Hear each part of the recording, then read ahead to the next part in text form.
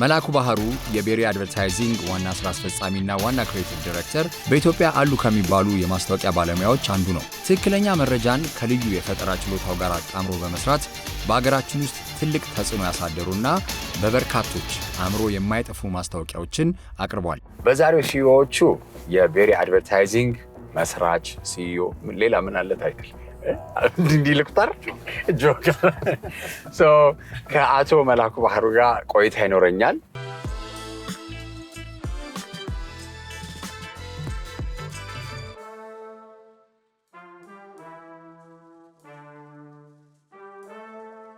እስቲ አሁን ደግሞ ወደ ቤሪ እንምጣ። ከሐረር መጣ። የመጀመሪያውን የቤሪን ቢሮ ታስታውሰዋል? የመጀመሪያ ያህል በቃ በጣም ብዙ ሰው የሚገርመው ድንገር መጀመሪያ አድቨርታይዚንግ ኤጀንሲ ብዙ ሰው ኤክስፔክት ስለማያደርግ የመጀመሪያው የቤሪ ቢሮ መርካቶ ውስጥ ነው። መሀል መርካቶ ነው። ለምን? የመጀመሪያ ቶቴ ወይ ከምሶ ቢዝነስ አዲስ አበባ ብቻ ሳይሆን ኢትዮጵያ ውስጥ ሰው ፋይናንስ ይኖራል ብዬ የማስበው መርካቶ ውስጥ ስለዚህ ስፔንድ የሚያደርጉ ሰዎች ማስታወቂያ ያሰራሉ ብዬ የማስበው በጣም ትልቁ ቢገስት ማርኬት ስለሆነ እዛ ሰውን አገኘዋለሁ የሚል ሀሳብ ነበረኝ። 1 ዓመት ከ6 ወር መርካቶ ውስጥ ቢሮ ነበረኝ። እንዴት ነበረ ስራ? አወዝ ታሪፍ ነበረ? በ1 ዓመት ከ6 ወር ቆይታ ዓመት ከግማሽ ማለት ነው አንድ ብሮሸር ስራ የሰራሁት። እሺ እስቲ ከዛኛው ከአንድ ብሮሸር ስራ እና ቅድም ካልካት 600 አሁን እንግዲህ ቤሪ ያለበት ጀርኒው ብዙ ጊዜም ብዙም ስለተወራ ያን ያህል አለ። አንድ ነገር ግን ማወቅ እፈልጋለሁ። የመጀመሪያዋን ትልቋን ፔቼክ ታስታውሳታለህ? በቃ this is the contract that made ቤሪ ያልከው ወይንም ይሄኛውን ውል ስፈራረም ነው ቤሪ ትልቅ የአድ ኤጀንሲ ነው የሚለው ያወቅባት? honestly speaking advertising agency የሚያደርገው ሁለት ነገር ነው። አንደኛው ቲሙ ነው፣ ሁለተኛው ነገር ደግሞ ክላይንቱ ነው። if you have the big የምትለው ቲም at the same time ደግሞ big client ግን ያላቸው ቪዥን መስራት የሚፈልጉት ነገር ነው እንጂ ፋይናንሻል ኢንቨስትመንታቸው አይደለም። ስለዚህ የመጀመሪያው ክላይንቴ ነው የመጀመሪያው ኮንትራክት ብለው ነው ቤሪ ያደረገው ማለት ማየት እንድችል ያደረገኝ ብዬ የማስበው። የሚገርም መልከታ ነው። እኔ ቁጥር ነበር የምጠብቀው የሆነ ሚሊዮን ምናምን ነው አይደለም። ፕሮባብሊ በዛ ጊዜ ከባንኮች ውስጥ ዲስራፕቲቭ የሚባል አፕሮች የነበረው ባንክ ነው። at the same time ደግሞ አዲስም ነበር። ከነሱ ጋር የነበረን የመጀመሪያው ኤንጌጅመንት በጣም ሆፕፉል ነበር። እንደገና ደግሞ ነገ የተሻለ የአድቨርታይዚንግ ጆርኒ ይኖረናል ብለን እንድናስብም አድርጎናል። ስለ እኔ ብቻዬን ምናልባትም 1-2 ቲም ነበረን፣ ከዛ የሚበልጥ አልነበረም እኮ። ምን ያህል 2 ሰው 3 ሰው ቢሆን ነው አይደል በዛ ጊዜ።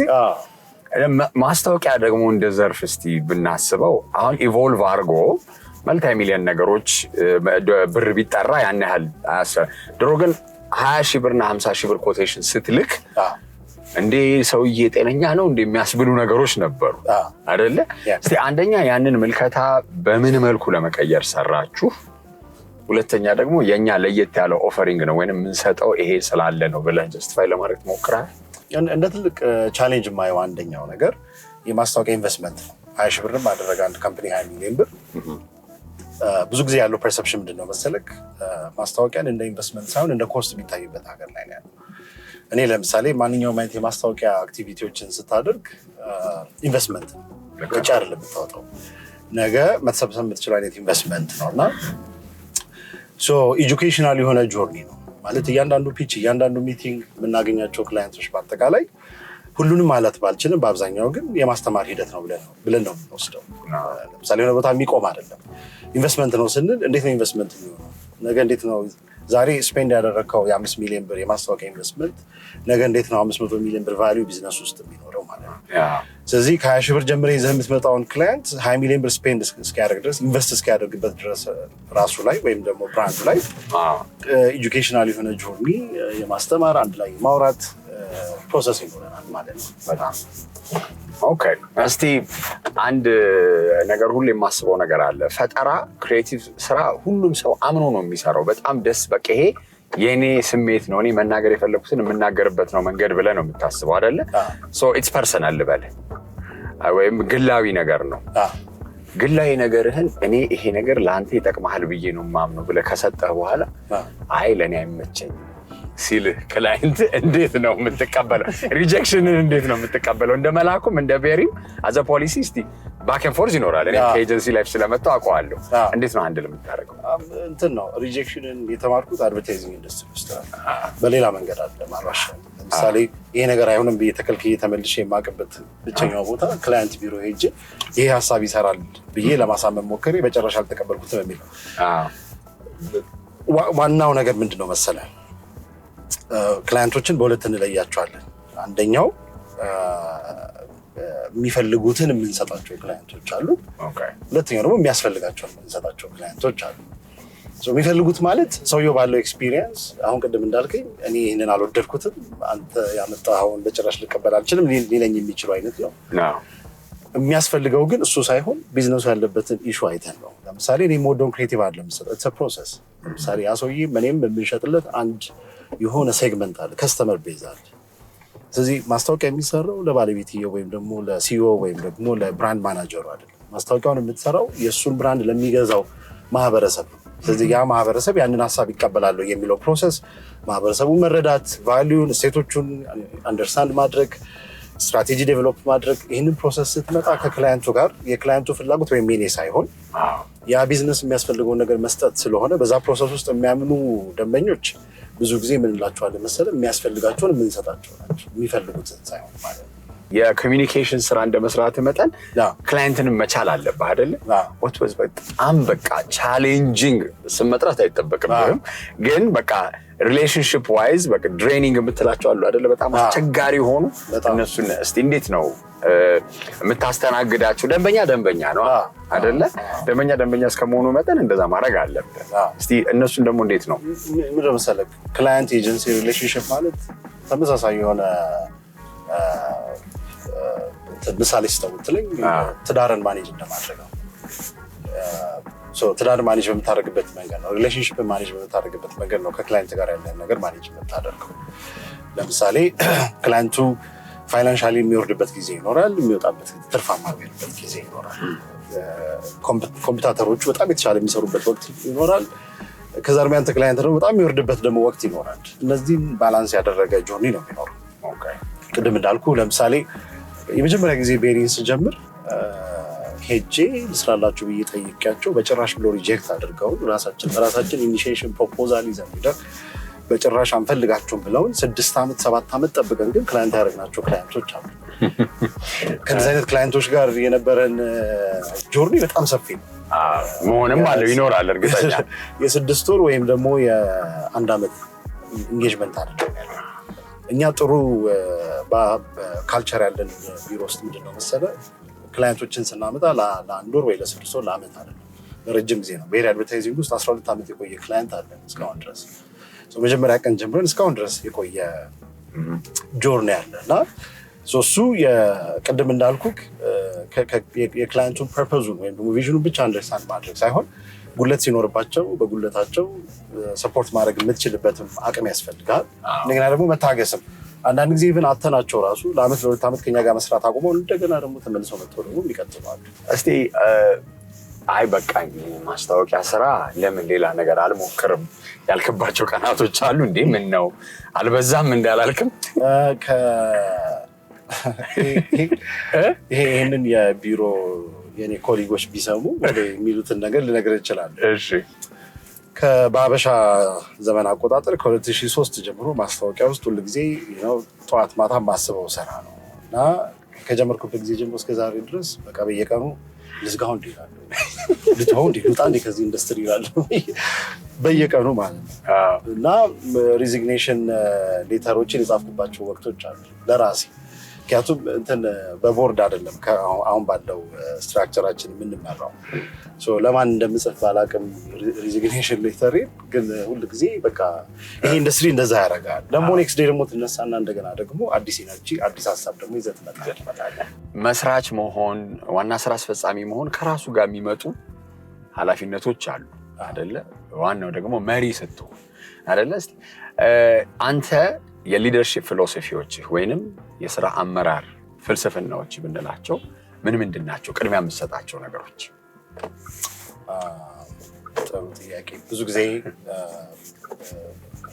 ራሴን የምነግረው ከምሱ ሊደርሺፕ ካምፓኒ መምራት ማለት ራስህን እንደ አንድ ገበሬ ማየት ነው። አንዳንድ ሰው የሚመስለው ምንድን ነው መሰለህ፣ በሁለት መንገድ ዝም ብዬ ላስረዳህ። አንዳንድ ጊዜ ነው ገበሬ መሬት አለው፣ መሬቱን ወጥቶ እያየው ብሎ አይገባም ነው ማለት ፕሮሰሱን ተከትሎ ከማረስ ከመዝራት ከመኮትኮት የተኮተኮተውን እንደገና በየጊዜው ማጠጣት አይደል መንከባከብ የሚኖርበት ነገር አለ። የኔም ሮል በኤሪያ አድቨርታይዚንግ ውስጥ ኢን ተርምስ ኦፍ ሊደርሺፕ የእርሻ መሬቱን ማየት አቅሙን መረዳት መቻል አለብህ። ከዛ እሱ ላይ የምትዘራው ነገር አለ። ስትዘራ አንዳንድ ጊዜ ቪዥን ትዘራለህ ነው ፐርፐዝህን በደንብ ማስቀመጥ መቻል አለብህ። የካምፓኒውንም አዘሴም ታይም ደግሞ ፐርሰናሊ የአንተ ፐርፐዝ ምንድን ነው እዛ ውስጥ መኖርህ መምጣት ቲሙ ይህንን አንደርስታንድ ማድረግ አለበት ብዬ አስባለሁ። ይህንን ካልዘራ የሚበቅል ነገር የለም። እሱ ብቻ ሳይሆን ካምፓኒው የተመሰረተበትን ክሪቲካል የሆኑ ቫሊዩስ ምንድን ናቸው እሱን ሲያቅ ቲሙ ብቻ ሳይሆን ከውጭም ኢንቮልቭ የምታደርገው ክላይንት ሰፕላየሮች እነዚህ በአጠቃላይ ያንን ይረዳሉ ብዬ አስባለሁ። ስለዚህ ይህንን መኮትኮት ይዞ መሄድ ነው የሚያስፈልገው። you need to understand the potential that ቲሞችህ የሚኖራቸው እሱን እያየህ ነው የምትኮተኩተው የምታሳድገው። ስለዚህ ስታጭድም ደግሞ የዘራውን ነገር ስለሆነ የሚሆነው ዛሬ የምታየው ቤቢ ውስጥ ወይ ማንኛውም ካምፓኒ ውስጥ የሆነ ጊዜ የተዘራ ነው። የሆነ ሲኢኦ ወይም የሆነ ሊደር የዘራውን ነገር ነው ሰብስቦ አሁን የምታየው። ለምሳሌ ገቨርንመንት ኮርፖሬት ካምፓኒዎች ሊሆኑ ይችላሉ፣ ገቨርንመንት ካምፓኒዎች አት ሴም ታይም ነው። እንደኛም ደግሞ ፕራይቬት ቢዝነሶችም ውጤታቸውን ካየው ዓመትም 5 ዓመትም 10 ዓመትም የቆዩ የዘሩትን ነገር ነው አሁን እያጨዳል። እስቲ በአንተ አስተያየት አንድ ድርጅት ውስጥ ትልቅ እንዴት ነው አሴት ወይንም ዋጋ የሚሰጠው ካፒታል ምንድን ነው? 3 ክሪቲካል ነገሮች አሉ። አንደኛው ግሬት ቲም የምለው ነገር አለ። ሁለተኛው ደግሞ ግሬት ካምፔን፣ ከዛ ደግሞ ግሬት ብራንድስ የምንላቸው ነገሮች አሉ። እነዚህ 3ቱ ነገሮች ስፔሲፊክሊ ሁሉንም ቢዝነሶች ለምሳሌ ላይነካ ይችላል። ወደኛ ወደ ማስታወቂያ ግን ስትመጣ ጥሩ ቲም ካለ በተለይ ቲም ስንል ደግሞ ከስታተስ ኮ መውጣት የሚችል ከተለመደው ነገር መውጣት የሚችል አዳዲስ ነገር ማየት መስራት የሚችል ብዙ ጊዜ ሁላችንም ክሬቲቭ ነው ምናምን እናለን። ክሬቲቭ ቬግ የሆነ ወርድ ስፔሲፊክ መሆን መቻል አለበት። ምንድነው ማምጣት የምትፈልገው? ለምሳሌ ብራንዶች ኮሚኒኬት ሲያደርጉ ከለመዱት የተለየ ነገር ማምጣት ነው የምትችለው። የተለመደ ትሬንድ ከሆነ አዲስ ትሬንድ ነው ይዘህ የምትመጣው። ኮንሱመሮች ሰልችቷቸዋል ወይ በተደጋጋሚ የሚያዩት ነገር አለ፣ አዲስ ነገር እንዴት ነው ይዘህ የምንመጣው የሚሉት ነገሮች ቲምን ይለየዋል ብዬ አስባለሁ። ሌላኛው ግሬት ካምፔን ነው። እዚህ ውስጥ የምታየው ቲሙ የሚያመጣው ነገር ካምፔንን ይፈጥራል። በየአመቱ በየ2 ዓመቱ ወይ በየ6 ወሩ ረን የምናደርጋቸው ካምፔኖች እነዚህ ግሬት ብራንዶችን ይፈጥራሉ። የምንወዳቸውን ትላልቅ የምንላቸው ብራንዶች ማለት ነው። ስለዚህ እነዚህ 3 ክሪቲካል የሆኑ ነገሮች አድቨርታይዚንግ ካምፓኒዎች ውስጥ የራሳቸው ቦታ አላቸው ያስባል። እስቲ ምን ያህል እንግዲህ ክሬቲቭ ኢንዱስትሪ ልበል ወይም የአድ ኤጀንሲዎች በጣም ከባዱ ነገር ምንድን ነው? እንግሊዝኛ እየጣልኩ ነው አይደል? መሀል ላይ በጣም ይቅርታ። እዚህ ዶግ ኢት ዶግ ወርልድ ነው። በጣም ፉክክር አለው። በጣም ከባድ ነው። ያ ደግሞ ዋናው ፉክክሩ ደግሞ ባለሙያ ላይ ነው። አንድ ኤጀንሲ የሚሰራ ባለሙያ ወደ ላይ ኤጀንሲ የመሄድ ነገር አለው። ያ የተለመደ ነው። ግን ሆቴሎችም ላይ ታየዋለህ። ብዙ ክሬቲቭ ነገር ላይ ግን አንድ ሰው ደግሞ በጣም ጎበዝ ከሆነ ተፈላጊነቱም ስለሚጨምር ነው መሰለኝ። ሎያልቲን ወይንም ይሄ ተአማኒነትን ለመጨመር እስቲ ታደርጋለህ በቲምህ ለማስረት? ያ ቅድም ትንሽ ሜንሽን አድርጌው ነበር። አንደኛው ከቲም ጋር ቪዥን ሌቭል የሆነ ኮሚኒኬሽን ያስፈልጋል። ለምሳሌ ሁላችንም የምንመጣበት ባክግራውንድ በጣም የተለያየ ነው። ልክ ነው። አንዳንዱ ሰው ለምሳሌ ማስታወቂያን ያበላል ብሎ ሊሆን ይችላል የመጣው። አንዳንዱ ሰው ማስታወቂያን ለመታየት ሊሆን ይችላል የመጣው። አንዳንዱ ሰው ደግሞ አማራጭ ስለሌለው ይሄን ስራ እስኪ ሊሞክረው ብሎ የሚመጣ ሰው አለ። እሱም ሼፕ የምታደርግበት ክሪቲካል የሆነው ማቴሪያል ወይም ደግሞ ያ ሪሶርስ የሚኖርክ ቪዥን የት መሄድ ነው ከቲሙ ጋር ቲሙን ይዘው ልትሄድበት የምትችልበትን ጆርኒ ማሳየት ካልቻልክ ይሄ ሎያሊቲ የምትለው ነገር ለካምፓኒው መስራት የሚባለው ነገር ይፈጠራል ብዬ አላስብም። ሁለተኛው ነገር ደግሞ ቲሞች ፌል እንዲያደርጉ ልትፈቅድላቸው ይገባል። ብዙ ሰው ኤክስፔክት የሚያደርገው ምንድነው ስታፍ ከቀጠረ በኋላ ያንን ስትራክቸር ከሰራ በኋላ ፌል ማድረግ እንደ ትልቅ ስህተት ይሆናል። ጁኒየር ሌቭል ያለ ቲም ሲኒየር የሆነ ቲም ኢንጌጅ በሚያደርግበት ሌቭል ፌል ማድረግ የሚኖርበታል ብዬ አስባለሁ። ፌል ባደረጉ ቁጥር ግን የተሻለ ነገር በሚቀጥለው ጊዜ ማምጣት ይችላሉ። ስለዚህ እያንዳንዱ ቤሪ ውስጥ ያደገ ሰው እንደገና ደግሞ አሁንም ያሉት ልጆች የሌሉትም ልጆች ፌል እያደረጉ ስለዚህ በዛ ውስጥ ያንን ሪሌሽንሽፕ መመስረት ይቻላል ብዬ አስባለሁ። መሌ የመጨረሻ ጥያቄ ላድርግልህና ሁሉም ስራ አስፈጻሚም ስራ ፈጣሪም ማንም ሰው ልበለው በአጠቃላይ እንዲታወስበት የሚፈልግ ነገር አለ። እስቲ መላኩ ከቤሪም እንደ መላኩም በምን መታወስ ትፈልጋለህ ወይም ምን ብለን ብናስታውስ? እኔ ሆነስትሊ ከጠየቀኝ እንደዚህ ጥያቄ አስቸጋሪ ጊዜ ማለት ሊሆን ልታወስ የምትልበት ጊዜ አይደለም። ኢቨን መልካም ሰው ነው ማለት ብዙ ኮስት የሚጠይቅበት ጊዜ። ድሮ ወደዚህ በጣም ፓሽኔትሊ ወደዚህ ቢዝነስ ስገባ አንዳንድ ነገር ዝም ብሎ የሚነሱ ነው መቃብር ላይ ስትሞት ሰዎች ስላንተ ምን እንዲያወሩ ታስባለህ የሚሉ ሀሳቦች ሁሉ ነበሩ። አሁን ግን መታወስ ካልከኝ ዋናው ነው ብዬ የማስበው ለሰዎች መልካም አድርገህ ጥሩ ነገር ሰርተህ ማለት ነው። ግን እንደ ኢንዱስትሪ ደግሞ ከጠየቀኝ የኢትዮጵያ ማስታወቂያ ረጅም ጊዜ ተኝቶ የቆየ ኢንዱስትሪ ነው ማለት ኢትዮጵያንና ሌላውን ዓለም በማስታወቂያ ስታወዳድረው እኛ ሀገር ማስታወቂያ ማለት የሆነ ከፍለህ የሆነ ሰው አስገድደኸው በማስታወቂያ ነዝንዘኸው የሆነ ሰርቪስ ወይም ደግሞ ፕሮዳክት እንዲጠቀም ማድረግ ነው። ሌላው ዓለም ግን ማስታወቂያን ነው ኮሚኒቲን ሼፕ ለማድረግ ተጠቅመውበታል። የካልቸራል ቫሊዎቻቸውን በደንብ ሽጠውበታል። ከዛ ስታልፍ ኢቨን ትውልድ ነው ተቀርጾበታል በደንብ።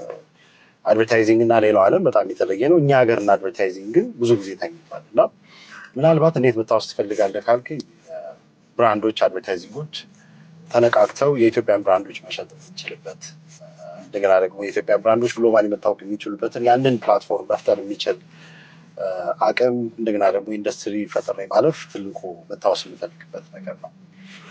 እንደ ኢንዱስትሪ ከጠየቀኝ እንደ ግለሰብ ያው እንዳልኩ ሁልጊዜ ለሰው ተርፎ ለሰው ሆኖ ማለፍ ጥሩ ነገር ነው። ኢንዱስትሪው ግን ሁልጊዜ ሊያነሳው የምፈልገው ይሄ ኢንዱስትሪ ማድረግ አለበት ከኢንቨስትመንት ይልቅ ኮስት ላይ ፎከስ ያደረገውን ነገር ትቶ ማስታወቂያ በራሱ ኢንቨስትመንት እንደሆነ ማሰብ የሚችል ማህበረሰብን መፍጠር ከሚችሉት ሙቨርስ ኤንድ ሼከርስ ውስጥ አንደኛው መሆን ትልቅ ነገር ነው ብዬ አስባለሁ። እንደ ኦልሬዲ 50-60 በመቶውን ሰርተዋል። ትንሽ ነው የቀረ ገና 50-60% ነገር አልተነካ ኮሌክቲቭሊ ትንሽ ነው። አድቨርታይዚንግ ኢንዱስትሪ ኢትዮጵያ ውስጥ በጣም ትልቅ ይመስላል አይደል? እኔ እንዳውም ማበረታታው ምንድነው መሰለህ ብዙ ጊዜ ወደዚህ ኢንዱስትሪ ሰዎች መግባት አለባቸው። ከሀገር ውጭ ያሉ ለምሳሌ ዲያስፖራ ኮሚኒቲ ኤክስፒሪየንስ ያለው አለ። ክሬቲቭ ሰዎች መምጣት አለባቸው። ሲኒማቶግራፈሮች፣ ዳይሬክተሮች፣ ክሬቲቭ የሚሰሩ ኮንተንት ራይተሮች እነዚህ ሰዎች በጣም ይፈለጋሉ። ብዙ ክፍተት አለ። እንደ ካምፓኒም ራሱ ከ6-7 የሚመጥ የማስታወቂያ ድርጅት የለም ውስጥ እዚህ ይሄ በደንብ ማድረግ አለበት ብዬ ስለማስብ ሰዎችን አበረታታለሁ። አሪፍ መሌ፣ በጣም አመሰግናለሁ ለቆይታችን። ጥሬን አክብረህ እዚህ መጥተህ ጊዜህን ሰጠኸኝ ተሞክሮውን ሼር ስላደረግ በጣም አመሰግናለሁ። መልካም የስራ ዘመን እመኛለሁ ወንድሜ። በጣም አመሰግናለሁ። ቃና ቲቪንም አንተንም በጣም አመስገን እፈልጋለሁ። ቴንክ ዩ